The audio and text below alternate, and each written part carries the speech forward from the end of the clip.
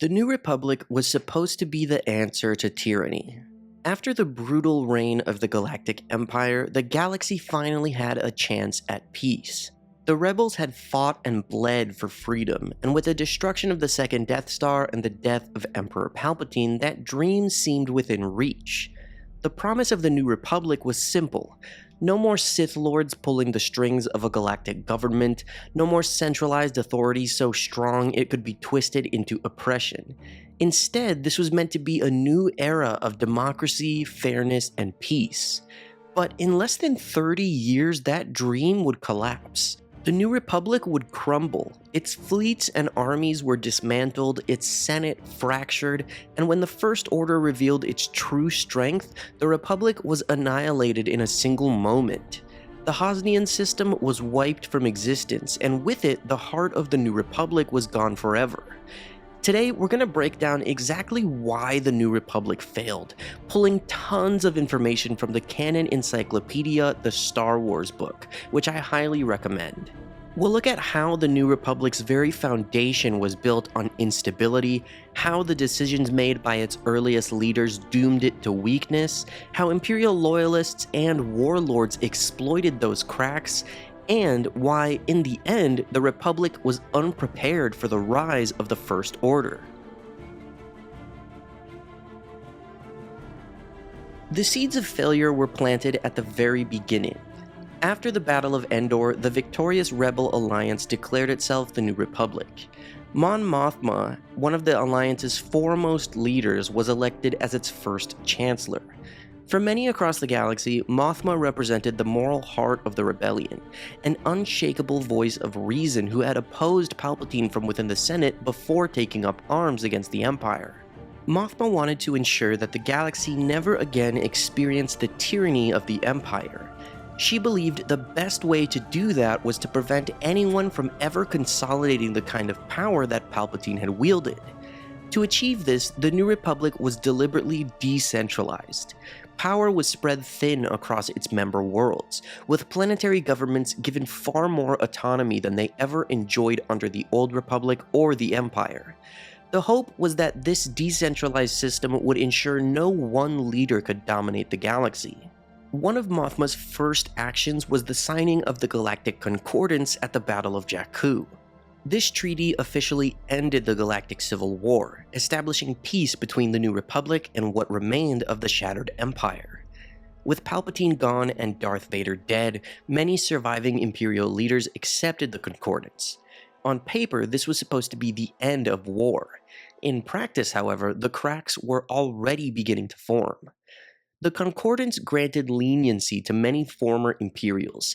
Entire systems and officers who had once sworn loyalty to the Empire were now allowed to transition into this new order with minimal consequence.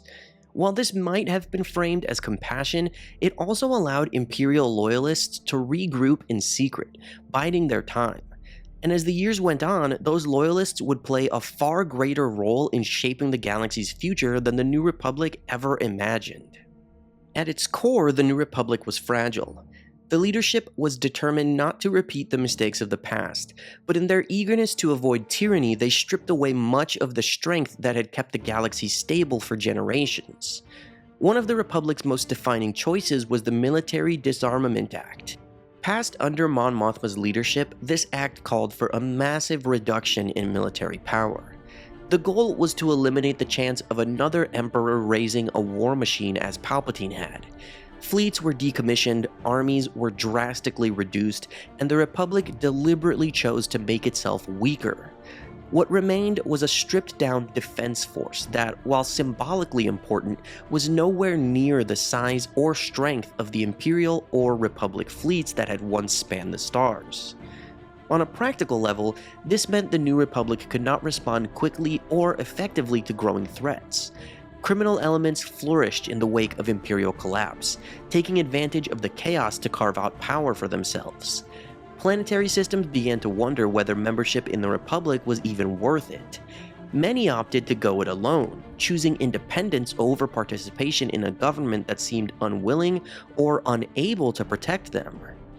This decentralization, combined with demilitarization, left the New Republic weak and divided. Instead of a united galaxy, what emerged was a patchwork of worlds, some loyal to the Republic, others indifferent, and still more slipping away into independence or outright rebellion. And through all of this, the remnants of the Empire were quietly rebuilding in the shadows. The New Republic assumed that the Galactic Concordance had ended the threat of the Empire, but in truth, the Empire never died. On the fringes of the galaxy, many warlords refused to surrender. Some carved out their own petty kingdoms, ruling with iron fists in isolated sectors. Others, however, pursued a far more ambitious vision. Unknown to the New Republic, Palpatine had left behind a series of secret contingency plans. Operation Cinder was one of the most devastating, a campaign of destruction meant to scorch entire worlds and prevent the Emperor's secrets from falling into enemy hands. But beyond that, the Sith Lord had prepared something much greater.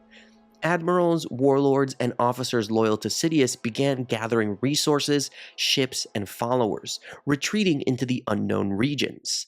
There, they found hidden shipyards, secret supply lines, and a plan for survival. Among them were figures like Grand Admiral Ray Sloane, General Brendel Hux, and Fleet Admiral Gallius Rax. These Imperials laid the groundwork for what would eventually become the First Order. For decades, while the New Republic congratulated itself on peace, the First Order was amassing power in secret. Corporations funneled resources into their cause, hiding weapons production behind shell companies. Stormtrooper programs were rebuilt, this time stripping away individuality from childhood, and warships far beyond anything the Republic possessed were constructed in hidden systems. The First Order was not just an echo of the Empire, it was its direct continuation. Massive Resurgent-class Star Destroyers, Mandator 4-class Dreadnoughts, and the Supremacy, a 60-kilometer-wide flagship, became the backbone of this hidden war machine. And with the rise of Supreme Leader Snoke, the First Order had something even more dangerous than military might. A clear vision built on the same centralized, authoritarian rule that had once dominated the galaxy. While the First Order built in secret, the New Republic was paralyzed by indecision. The Senate was locked in constant gridlock, unable to agree on how to respond to rising tensions. The idea of appointing a first senator to oversee the government was floated as a way to provide direction, but many feared it was simply the first step back toward dictatorship. Memories of Palpatine's rise still lingered, and even when decisive leadership was desperately needed, fear of repeating history left the Republic stagnant. Leia Organa was one of the few voices who saw the danger clearly. She recognized that the centrist worlds leaning toward authoritarianism couldn't simply be ignored or abandoned. If they were not kept close, they would form their own power block, and that was exactly what happened. Centrist worlds seceded, breaking away to form what would become the First Order. But Leia was ignored. Worse, her reputation was deliberately attacked. When her identity as the daughter of Darth Vader was revealed, her political career was destroyed. Opponents painted her as untrustworthy, even dangerous. Instead of heeding her warnings, the Senate turned its back on her. Stripped of her position, Leia stepped down, politically silenced at the very moment when the galaxy most needed her insight. This left the Republic without its strongest advocate for vigilance. Leia had seen what was coming, but without her voice in government, the First Order was allowed to grow unchecked. But Leia did not give up. Stripped of her Senate role, she created something outside the Republic's bureaucracy, the Resistance. This paramilitary force was modeled after the Rebel Alliance she had once led, but it existed independently of the New Republic. While the Senate dismissed her as paranoid, Leia built a network of allies, spies, and soldiers dedicated to exposing the First Order's rise. The Resistance was chronically underfunded, forced to rely on outdated starfighters and a handful of capital ships. Its flagship, the Raddus, was a decommissioned Mon Calamari cruiser. Pilots like Poe Dameron, Temmin Snap Wexley, and others joined not for wealth or recognition, but out of conviction. They believed what Leia believed. The First Order was a threat, and if no one acted, history would repeat itself. But the Resistance was always small, a thorn in the side of the First Order rather than a true counterweight. The New Republic refused to back them, clinging to the illusion of peace, and so the galaxy marched steadily toward catastrophe. Thus, by the events of Episode 7, the collapse came swiftly and brutally. After decades of hidden preparation, the First Order revealed its full strength with Starkiller Base, a weapon of unimaginable power. Unlike the Death Star, which was an artificial station, Starkiller was a planet hollowed out and armed with a hyperspace cannon capable of destroying entire systems. Its first target was the Hosnian system, home to the New Republic's capital. In a single strike, Starkiller Base obliterated Hosnian Prime and the bulk of the New Republic fleet stationed there. 30 years of fragile peace were gone in an instant. The Republic was decapitated, its government annihilated, its military scattered. The First Order had succeeded where the Empire failed, not through gradual conquest, but through a single, devastating blow. So, why did the New Republic fail? The answer lies in tragic irony. The very choices that defined the New Republic, the choices that set it apart from the Empire, were the same ones that doomed it. By decentralizing power, the Republic prevented another Palpatine from rising, but they also created a system too weak to enforce unity. By demilitarizing, they ended the endless war, but they also left themselves defenseless against enemies who never stopped preparing for the next conflict. By showing leniency to former Imperials, they demonstrated compassion, but they also allowed those same Imperials to regroup, rebuild, and return as the First Order.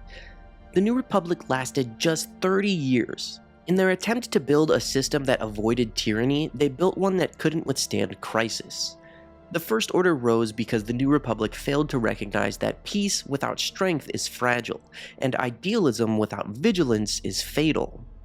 The story of the New Republic is about idealists who win a war but then fail to understand the responsibilities that came with that victory. It's about people who are so afraid of repeating the mistakes of the past that they create new ones in the present. And it's about how enemies never truly disappear. They wait, they regroup, and they exploit every weakness left behind. Finally, there's a very intentional narrative echo here. George Lucas designed the prequels to show how the Old Republic became the Empire. The sequels and the lore surrounding them show how the New Republic failed in much the same way. Both times, democracy crumbled not because the ideal was flawed, but because those in power either abused it or failed to protect it. It's a cycle of complacency, corruption, and collapse, and it reinforces one of Star Wars' core messages, that vigilance, compassion, and responsibility are always required to preserve freedom. The New Republic was built on good intentions. It was shaped by leaders who had seen tyranny firsthand and wanted to avoid it. But in trying so hard not to become the Empire, they built a system too weak to withstand the realities of the galaxy. When the First Order revealed itself, the Republic didn't stand a chance. And that's why the story of the New Republic matters. It isn't just background lore to set up the sequels. It's a warning, one that resonates both in the Star Wars galaxy and in our own. Peace is fragile, and if you don't defend it, it will not last. Thank you guys for watching this video. I hope that you enjoyed it. Make sure to like and subscribe if you did. And as always, may the Force be with you.